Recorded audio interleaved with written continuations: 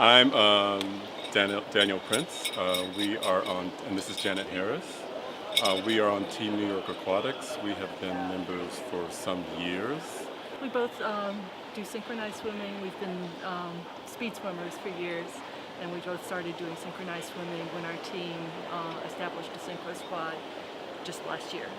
So this is our second competition. I identify as cis male. My pronouns are he, she, girl. Um, Usually it's girl. I identify as cis female. My pronouns are she, her, hers. I've been swimming my whole life. When I was younger, my parents couldn't get me out of the water. And so the transition was to become a speed swimmer, as they call it now. And so I did that my entire life for decades. I never even looked at synchronized swimming, and I saw a video of our team doing it, and I was like, that's what I want to do. Went and did it, and it was a perfect marriage. Music, doing something outside of the lanes.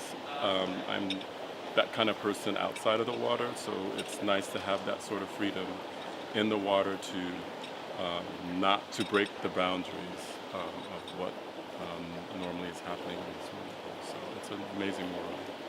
I've been swimming my whole life. I grew up swimming on swim teams, just swim meets and competitions. I've been swimming with Team New York since the late 90s, and I just love the atmosphere. It's a wonderful club to swim with. They're also very supportive of people trying swimming for the first time or trying other sports. Our team has squads in speed swimming, in diving, in polo, and now in synchro swimming. Mixed duet has only been introduced 3 years ago this summer, and so it's new to the FINA world, or the FINA world has gotten used to it because they've had now, I think, 3 world championships, and whenever they have their FINA meets, they always have the category of mixed duet. And so that was in between the gay games. And I think that there probably could be something, we could have a conversation to say, hey, we are a mixed duet no matter what the presentation is. When I first started looking at synchronized swimming, I noticed that there was a difference between male and female in the water. And I thought, just from an aesthetic and synchronization point, it looks good to have them both coming up at the same time.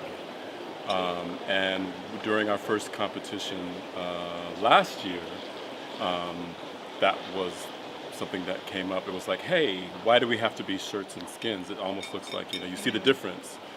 So I had to sort of talk about the history of swimming costumes in the United States. I don't know about the rest of Europe, but I sort of told the team that this is not something new. I wanted to introduce this to the team, and so I said, in the 1920s, we all wore the singlets.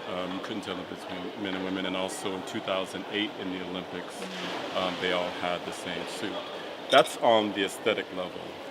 The other level is just my personal identification. I already used the word she, her, and girl. Is that I don't really have to stay in the lane again. I can wear what I feel comfortable in. And so that was a decision that I had for this particular duet that we had. The piece that we chose was tenderness, try a little tenderness, and we wanted to break out of the role of the male lifting the female. So our first introduction is that leaning in, we're supporting each other. The lifts were part of that.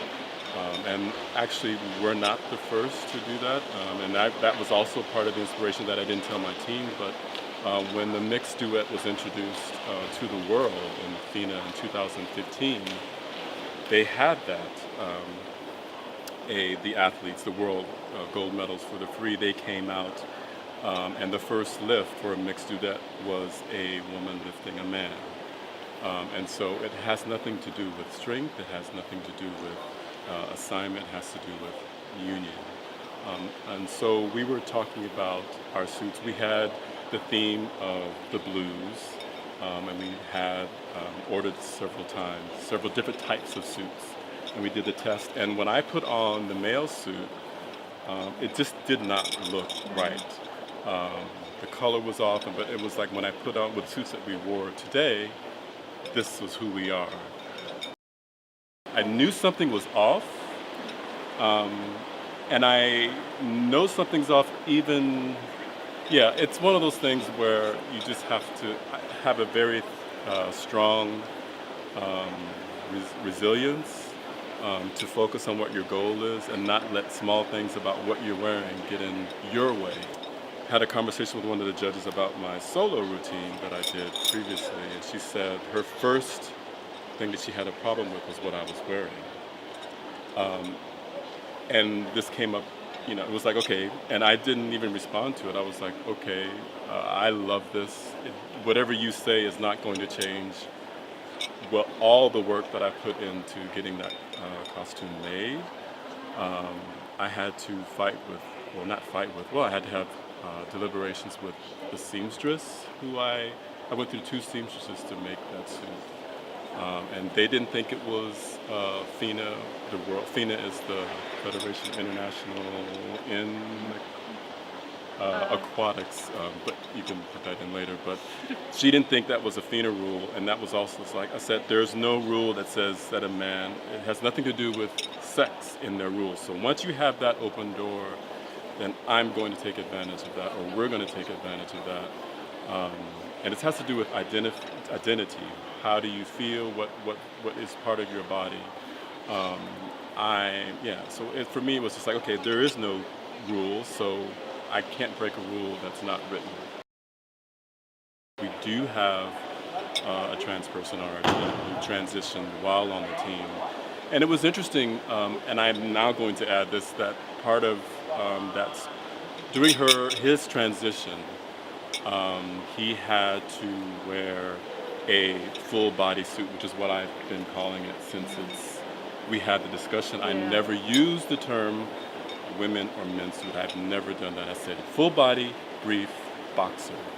That's it. And it was difficult to sort of get that mindset into people who aren't used to thinking in those terms, to say, we are making the decision on a team, if the women or men's. No, I'm saying full cut and brief. Our team member had to wear a full body suit during his transition. And there was some not so nice comments from teammates that they felt uncomfortable with him wearing this suit during his transition. I had to say to him, look, this is a team where he can do whatever the hell he wants. Why would you have a problem with this and make this uncomfortable? Let's talk to you about what's making you uncomfortable and to try to make that change. That happened last year.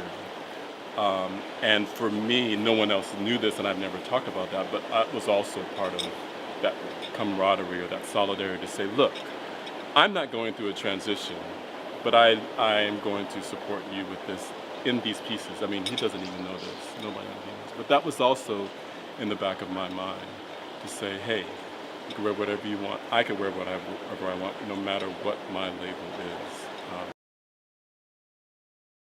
You mentioned like sports are traditionally men compete against men and women against women, and I see at the elite level, perhaps you don't want men and women running the 100-yard dash together, but and there's been controversy about different things there, and I don't know what the answer is there, but for the levels we compete at, I think it is just so freeing. You just put everybody in the same box, or not in a box, but just let you do what you want, and don't put people in boxes. And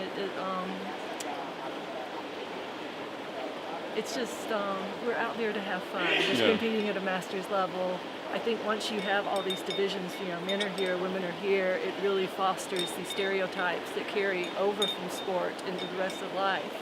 And so I think it's very good for us to set this example, to not have these different divisions. And perhaps, I don't know if it will help in other sports, or if they have the category non-binary and trans, I would have no problem with it. I think that would be the next step to happen. Yeah.